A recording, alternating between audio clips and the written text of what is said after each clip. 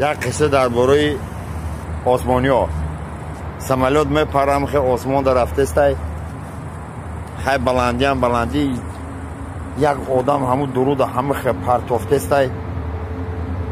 هم همون رو نگاه داره خندیده است. استواردس می نگاه میکنه اونجا پاکتی پر شده میره به سری دیگه رنگی پاکت تا میایی که این آدم پرتافتن بس کده دیگه هم درود پریده است. طرفی برادر مگه چی گفت شد این هم فریده است، هیچی مگه خدازداش داد داشته اگه که پاکتی به پر میشه هلواش میرزه با مگیستم پاکت عبرت دم کشیدو. навор сохта шудагии бо дастгирии сайти 1xbet дар инҷа коэффициентҳои зиёд ва бонусҳои гуногуна меёбем ки силкаш дар комментария. ҳамчунин агар бо промокоди ёвонӣ шумо регистратсия кунед барои пардохти аввалин тон 6500 рубл бонус медиҳанд. салому алейкум биродарои азизи шермаҳмади ҷун. як қисса барои биродарое ки нав зан мегиранд. марҳамат биродаро, агар қисса писанд омад лайки ягар ба чашми сер дангал кунед. мирзои биродару зан метиҳанд хай тӯю тамошо дига ҳай рақсбозӣ як рӯзи сиёҳ тӯй тамом меша, арӯсу домоду ба хонаҳои худ мегиселенанд, шаҳам хай ҷура пурӯши гисел мекунанд, майда гиртая бедурон медурои хона пеши арӯс скинес хонда нигоҳ мекунад арӯс дар тори стенкан ҳама хешиштай یا بفراخی نصیبه بفراخی خب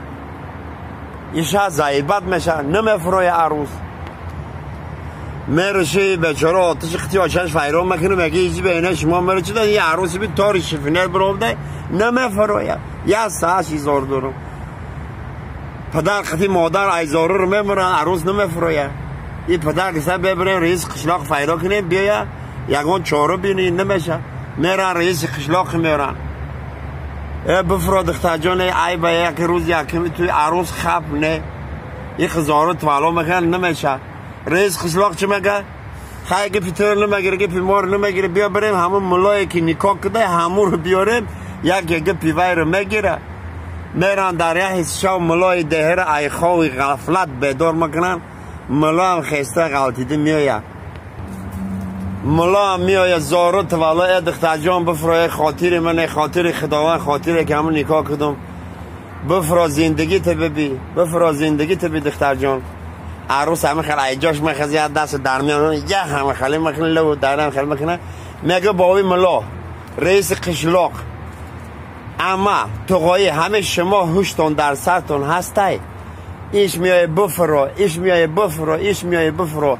مرا گوش کنین همه آدم زنده من میدانم که ایتاری همه بفرام پایان حالی مرا میگوین برای همون من نمیفرام